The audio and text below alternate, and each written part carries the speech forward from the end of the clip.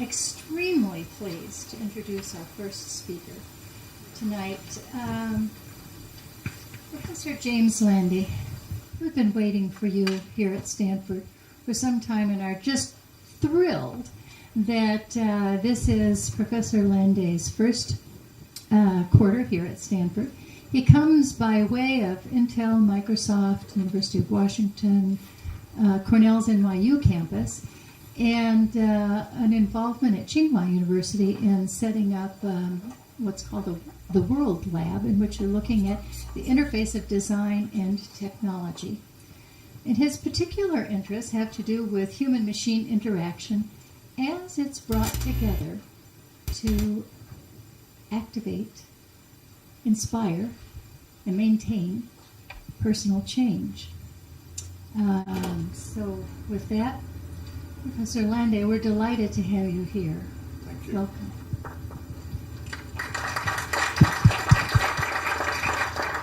So I'm happy to be here. As was mentioned, I'm brand new to Stanford. I'm still counting in weeks at this point, about 12 weeks. But as was mentioned, I've been lucky to have been around many different research environments, and I've been really impressed with what I've seen here so far. What I'm going to describe is several projects that I've carried out with graduate students as well as researchers at a variety of different places, including the University of Washington, where I was last for a number of years, Intel Research, where I ran a research lab in Seattle, as well as at Microsoft Research in Beijing, where I did a long sabbatical a few years ago. And in fact, that sabbatical, where we lived in China for 2.5 years, was very impactful on my research agenda, as well as my life and my view of the world. It was very important for us, because if you visit China right now, you feel like you're at this really important time in history there, where there's lots of change as well as lots of ambition. But it's also interesting that in terms of the Chinese view of the world, it's just a small blip on a very long history, a 5,000-year history. And one thing that was interesting to me was how different stories and idioms actually join the culture of how people think and work in business and in research. So I'm going to start off with one story from China and show you how that's kind of affected how I think about my research a bit. So this is the bronze galloping horse. It's one of the most famous cultural relics in China. It's about 2,000 years old, from the Han Dynasty. It was only uncovered in 1969. And it actually baffled the scholars for several years, because this solid bronze statue is about this large, but what you'll see is it represents this flying, galloping steed, because the story was that the horses in the west of China were so fast that they literally flew. It's a little hard to make out here, but this is actually a swallow that's looking up in horror, kind of as it's being stampeded in the air by this flying horse. And after it was uncovered, the experts who were studying it really were unsure of how, with the technology of the day, did they sculpt this to be solid bronze and not fall over with this very small base. And actually, if you see the real horse, it's not very symmetrical in any way. Now, it's possible that they just cast hundreds of them until they got one that worked. It was surprising to me. I tried to actually buy one of these in China. There's replicas everywhere, and they all have little hacks to make it so it stands up. Either the base is very large, or there's a hole under the horse, and they've stuck weights inside to kind of make it work out after the fact. So it was kind of interesting. But what's also interesting to me is that this horse itself represents balance.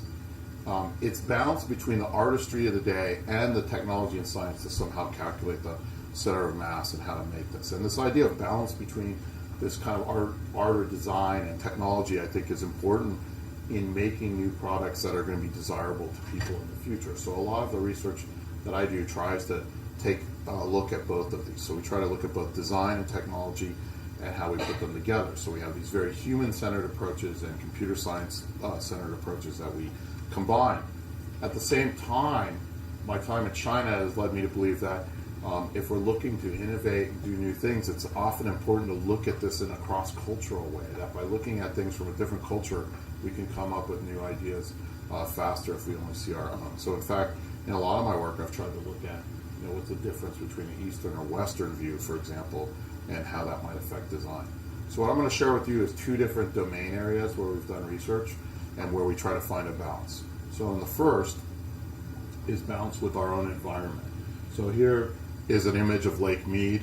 What you should notice is the water level is quite low. We've seen a lot of this across the West over the last few years, but it's a problem in many states in the United States. 36 U.S. states are expected to face severe water shortages over the next 3 to 5 years. Many of you are aware of this, especially living here in Northern California where we've had a drought.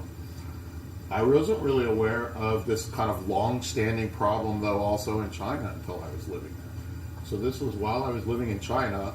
The water shortage in Beijing was so severe that they were literally taking snow and melting it. They couldn't wait for it to melt to get water. And in fact, one of the largest construction projects in the world is a major water diversion project taking water from the south of China to the north, which is traditionally dry where Beijing is. It's actually like a 100-year project. It was first proposed by Mao in the early 50s, and the first water just recently started arriving in Beijing, but the project's not supposed to be over until something like 2040. So for me as a researcher, I have felt that a lot of these problems we face in the world, for example, environmental degradation, are fairly long-term problems, yet a lot of what's done in research these days is oriented towards what can we solve today, or what can we get in our next grant proposal, or what can we publish in our next paper. So as a researcher, I've been trying to advocate folks, especially in my own field, to try to make more audacious goals and try to drive towards them over a longer period of time. So in this particular area of the environment, one area that I've been interested in is, how might we cut a family's water and energy use by 50%?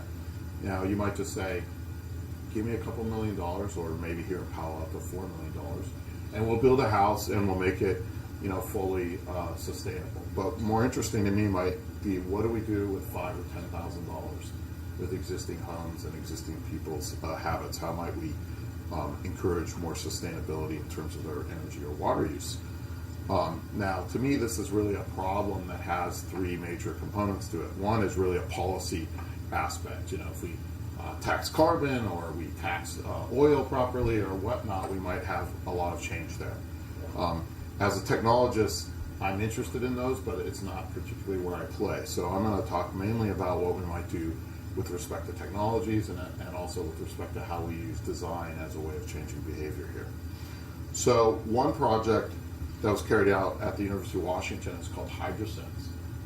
This was led by a graduate student who was working with me, John Froelich, who's now a professor at the University of Maryland, and Shwetak Patel, another professor at UW, and James Fogarty, And the basic idea of this project was to notice that your water pipe network in your home is almost like an information network. It's almost like a communications network. And the idea is that any time you were to open any faucet or valve in your home, that actually sends information through the pipes. And the information that it sends is actually a pressure wave.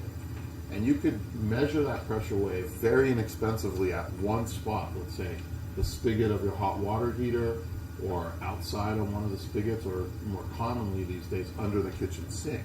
And using that one sensor, you could tell where was the water being used and approximately how much water.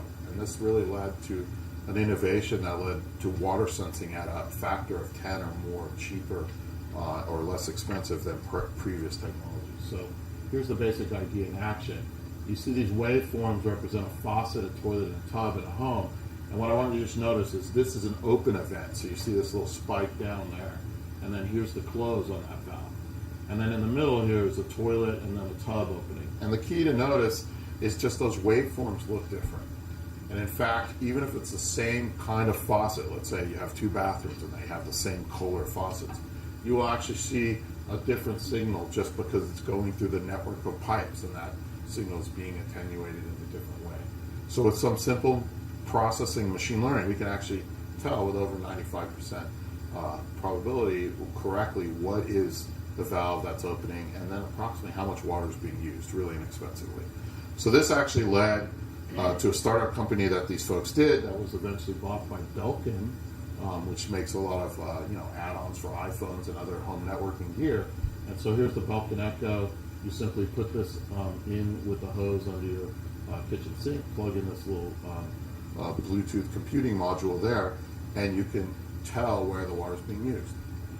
So to me, that's the technology in this particular domain. More interesting to me was how do we use that technology in a way, along with design, to change people's behavior. So that's kind of where my interest in this lies.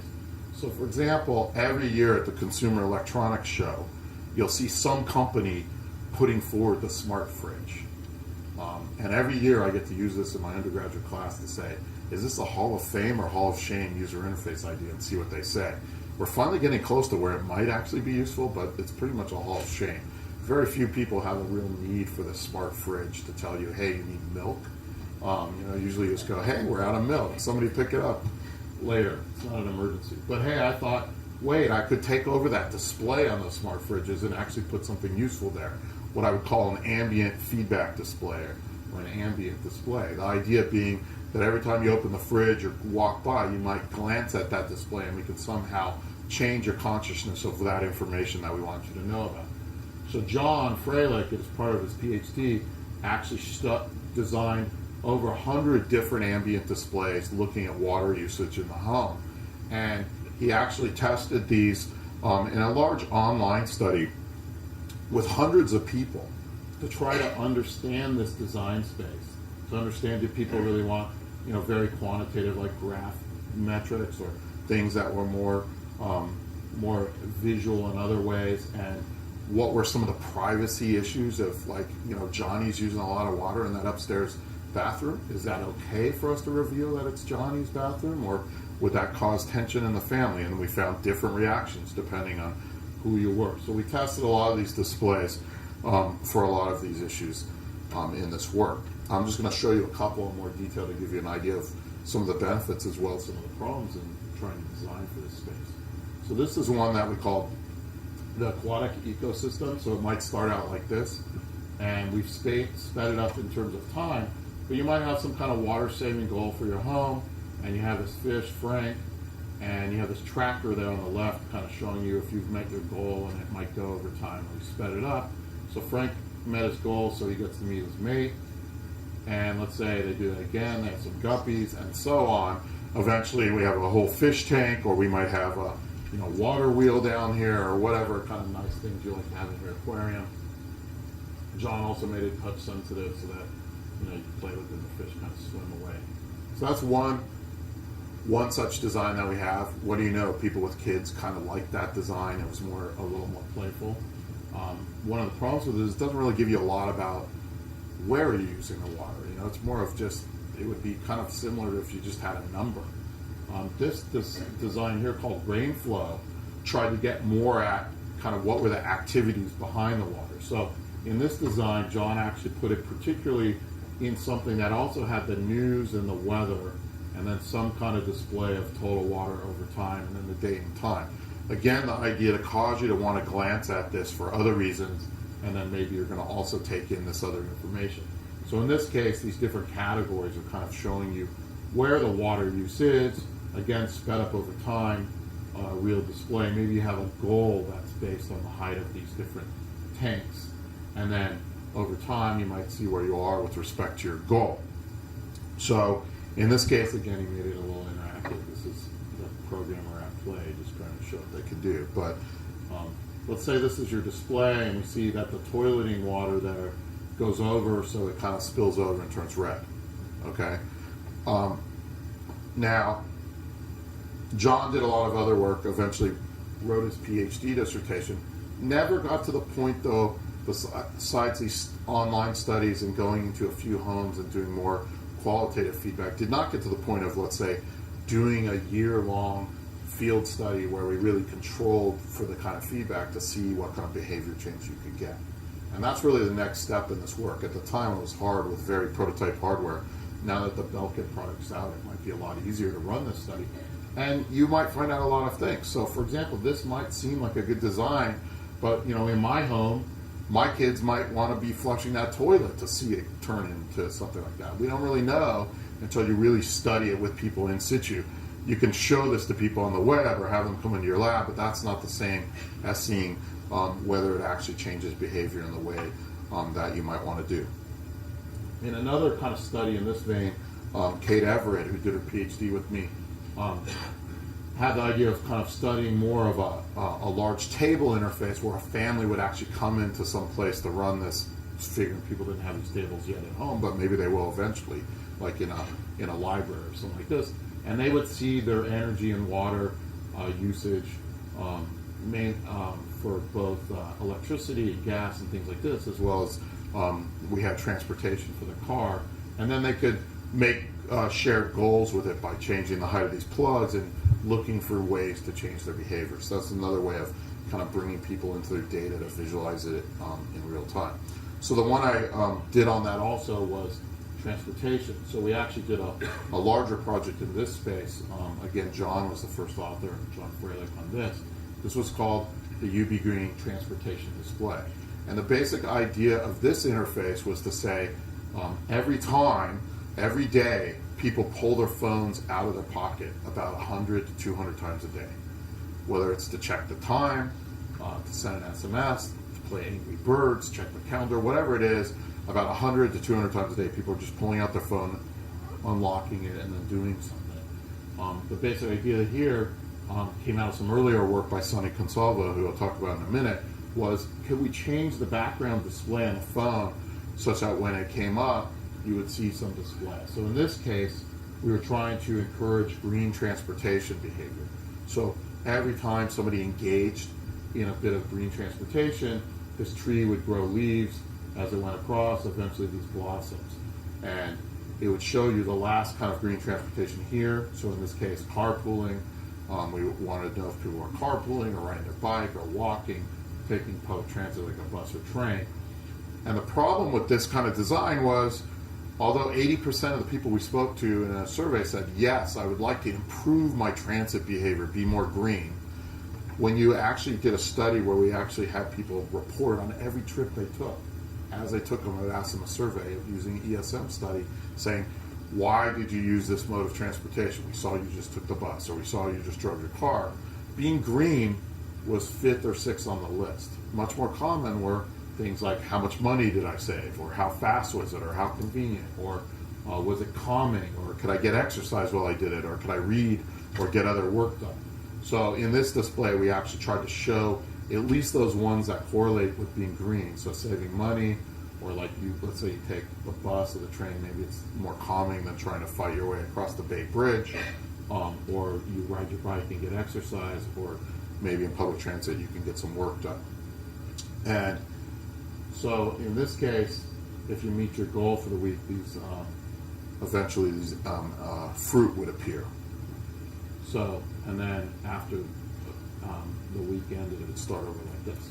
We also built another display because my colleagues who we worked on with this at Carnegie Mellon, Jen Mankoff and her students, had a theory that people would bond with animals a little more. So we wanted to look at a display that involved nature in some way. So in this case, you get a polar bear that starts out on a little iceberg. And as you engage in green activity, the iceberg grows bigger, gets a mate, then they have little polar bears, and you get all this fish and seabirds and things like that. And then this one, when you meet your goal, the northern lights come out. So when we built these displays, they're originally just meant to be information that you could glance at and kind of understand what was going on. One of the ideas was we didn't want them to be numbers so that other people didn't necessarily know what was going on with your information if they saw your phone. We also wanted it to be a little fun. But it was mainly about this information communication. When we ran a pilot study with 12 people, half in Pittsburgh and half in Seattle, for this design, we had some good things happen. One is several people wanted to keep using the system. And when you're doing research level hardware and software, if people actually want to keep using it, it's often a good sign, because often it's pretty clunky. And in fact, when we ran that study, those phones that 2 years before that were like the best phones you could get, in the meantime, the iPhone had come out and they had become pretty clunky phones. And people were like, didn't really even like the phones, but they liked the system, wanted to keep using it.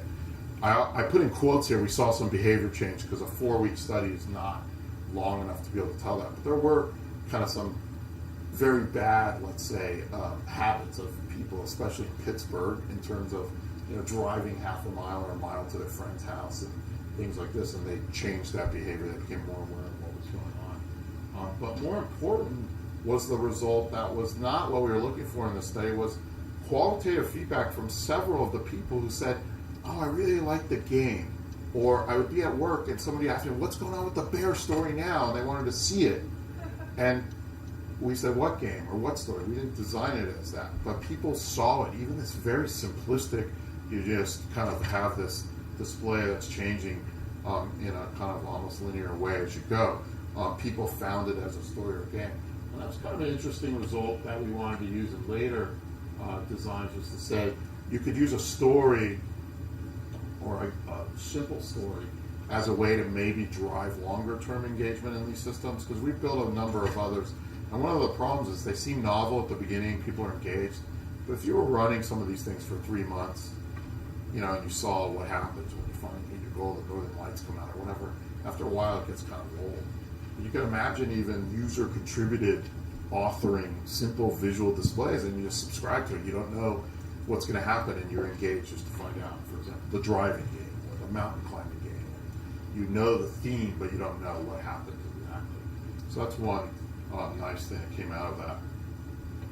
As I mentioned, I spent these 2.5 years in China, and one of the first talks that I saw at Microsoft's research lab there was from a researcher from Japan who gave a talk where he showed a bunch of these feedback systems his group had built, and they were using very similar kind of displays to the ones we had already published at the University of Washington and Intel. And in fact, he said, there's these people at the University of Washington and Intel making these feedback systems, but they're not really appropriate for Asian society. And he said the reason was they all use positive feedback, and he said everyone in Asia knows you need negative feedback. And I raised my hand. He didn't know who I was. And I said, do you have evidence of this? And he said, no, but everyone knows. So to me, that was an interesting research question. I really scoured the literature I knew and some researchers there who were doing cross-cultural work, and we really couldn't find much to back this up except for some mid-'80s Japanese U.S. cross-cultural work that was going on at the time that had mainly to do with giving feedback to employees and how they might react. So this led to kind of a first study in this area for us to see if there was difference, or at least whether we had more evidence that there might be a difference. So we did an online study with 180 Chinese and Americans over 3 weeks. And in this study, we were again trying to look at environmental behavior change. So over 3 weeks, we had them fill out a standard carbon calculator, like one you would get from Lawrence Berkeley Lab. And then we gave them feedback on how they were doing, except we manipulated that feedback to be positive or negative in how we described it. And again, half the people were Chinese and half American, or they were into 2 groups. And then people would make pledges on behaviors that they would change to improve based on suggestions that we gave them. And then later they would report back on how they did. Okay.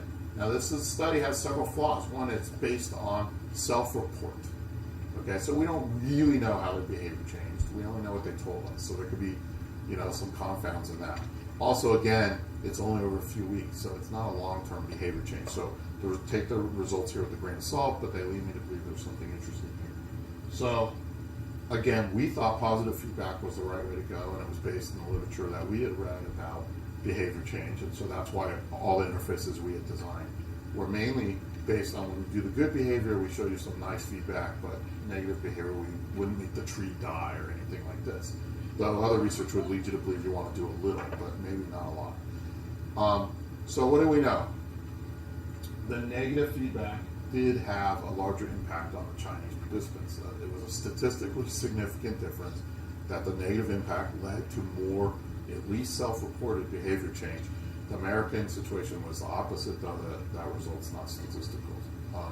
So I really think this is an important area for deeper study. For example, I'd like to really do a deployment of those water interfaces with different interfaces in the U.S. and China over 6 months or a year, and see, do we see a difference in behavior with the style of feedback? in the end, I suspect a more complex feedback strategy that combines that might be even more appropriate, but that would be the first way to go. So this was what we did so far in environmental. The other area that I want to give you a flavor for is really another area of balance, which I think is at the root of a lot of problems we have. This is the balance between eating and exercise. So what you see right here is a map of the United States that comes from the Center for Disease Control. And this is 1990, and each state is colored by the percentage of the population whose BMI is greater than 30. And 30 is the rate where you say that someone is clinically obese. That's where you start to get correlations with heart disease and cancer and other issues like diabetes. What you can see is in 1990, for the states they had data, the ones in gray they had no data for, almost every state is in either 10 to 15% of the population have BMI over 30 or less than 10%. Okay? Now what I'm going to show you here, I think most people already know what's going to happen, but for me what was really interesting is how quickly this happened. As we flip through the 90s, we can see the colors start to get more towards the orange. You know, the South leads us here, Mississippi leading in something. Colorado, hey, that's the place to be if you want to be fit, I guess.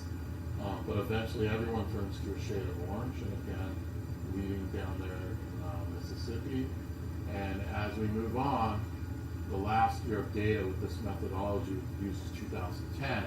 And at this point, what you see is 12 states have 30% of their population that are clinically obese, 24 in the 25 to 30%, 14 are 20 to 25. And at this point, essentially population over the U.S., it's about a third of the people. And you might just say, is this just some sign of the baby boom aging and, we gain weight like I am? Or is it something else? If you look actually at childhood obesity rates, they followed this at the same time. But just last year we had a result that looks like that might have leveled off, but that result's still controversial, but it would be good if it stopped. What surprised me again is this obesity epidemic that we have seems to be being exported to the rest of the world. So when I was living in China, I was very interested to see this headline about more than 7% of Chinese children were clinically obese. They claim that was second to the U.S. This came from the Chinese National Task Force on Childhood Obesity, which I wouldn't take necessarily as serious as the Center for Disease Control, but there's definitely some issue you see with middle-class boys, especially, and the cultural reason of as they gain income, a lot of people show this externally through eating more expensive food and food that's worse for you. So here you see this is kind of like a weight loss camp in Shanghai that has like a military theme where they work them really hard. So what might a goal be here? I've done some work in how do you log eating in better ways, but one we did a lot of work on was how do we increase physical activity. So again, a very audacious goal might be how do we increase physical activity by 100%, or how do we get back to those 1990 BMI numbers?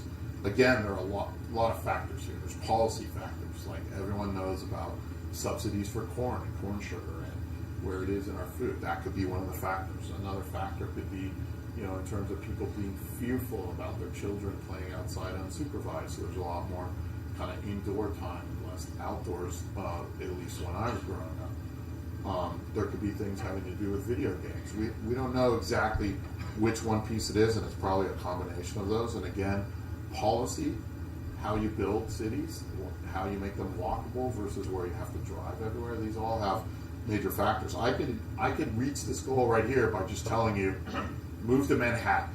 I guarantee you'll probably double your step count. I can tell you from moving here, I've not quite dropped in half, but it's different. So how might we do something there? One thing we did a lot of at Intel was how could we design technology that could automatically track people's behavior in terms of their exercise and give them feedback on behaviors they're trying to change. So you've seen, I think, a lot of this in the commercial world now, but I think we were really the ones who did this in a major way first. So this was called UbiFit, and it was a system that had two pieces of it. And this was Sunny Consalvo's PhD dissertation at UW, but also she worked at Intel. She's now at Google. And the basic idea, again, Sunny had was as you glance at your phone during the day, if we took over the background screen to start with this green grass, as you engage in different physical activities, it would grow these flowers. So if you walk 10 minutes or more, a sunflower would grow. If you did 30 minutes of aerobic activity, one of these pink flowers would grow, and the other two are strength training and stretching. And we also built this thing at Intel called the mobile sensing platform. This was really a computer about the size of a pager or one of these microphones that you would clip on a belt. Had 10 different sensors in it. It could sense 3 different kinds of light, accelerometer, barometric pressure, etc. We threw everything at it. Had its own processor, storage, and communication.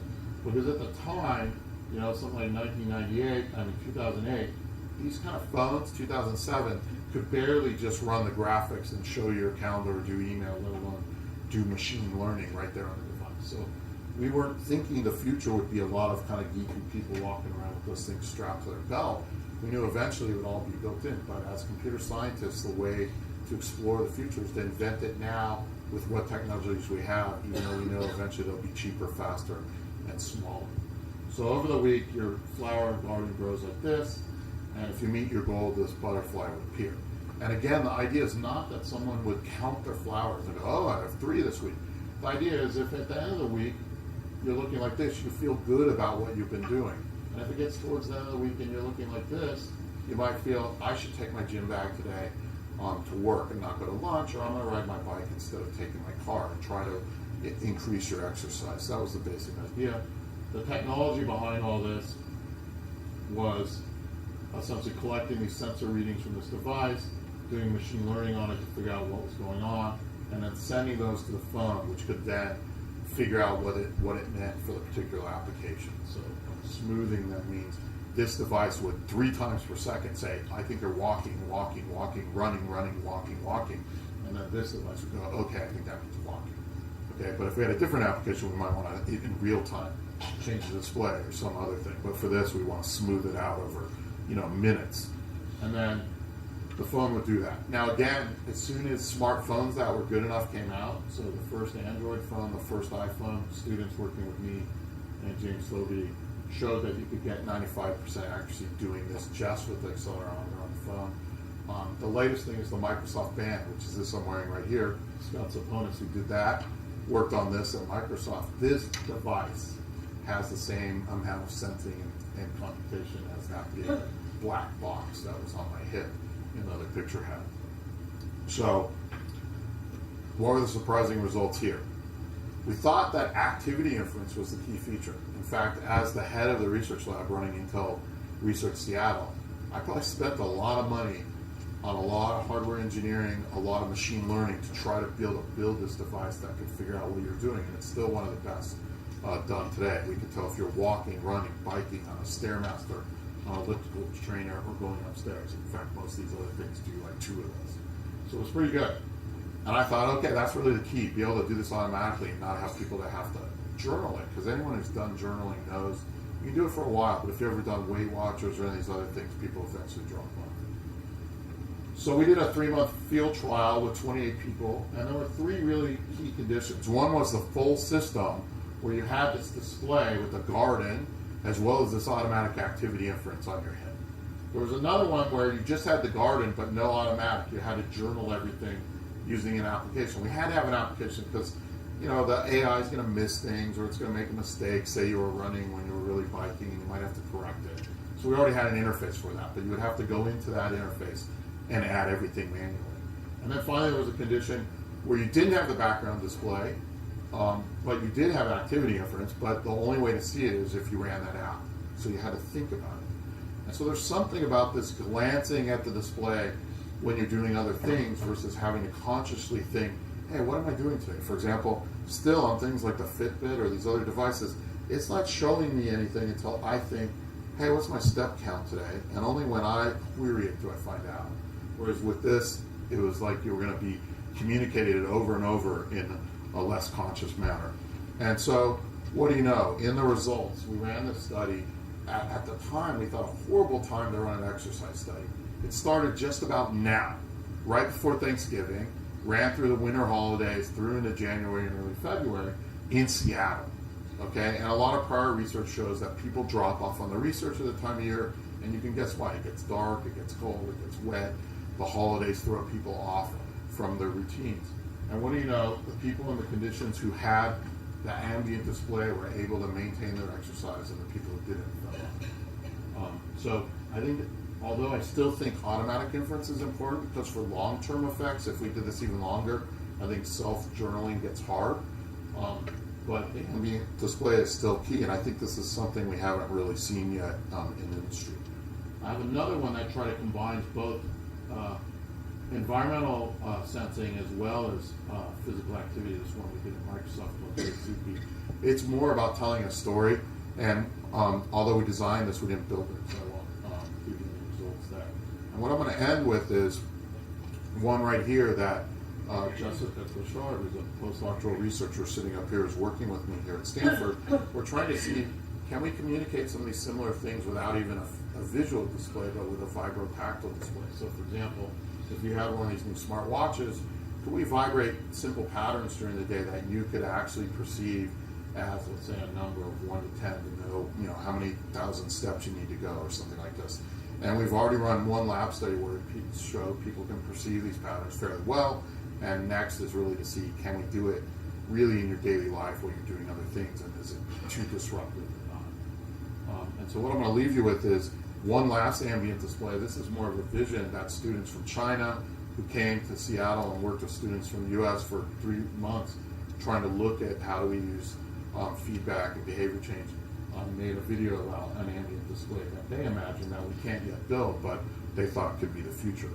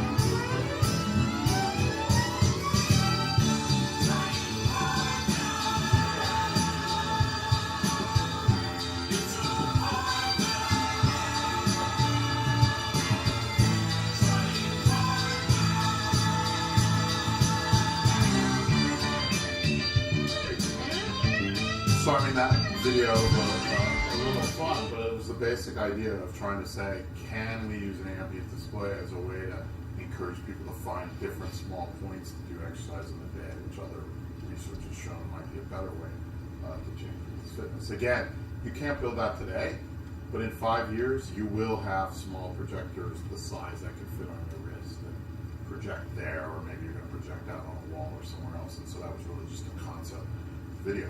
Anyways, I'm a little over, so I want to thank you. And do we have time for one question? Okay.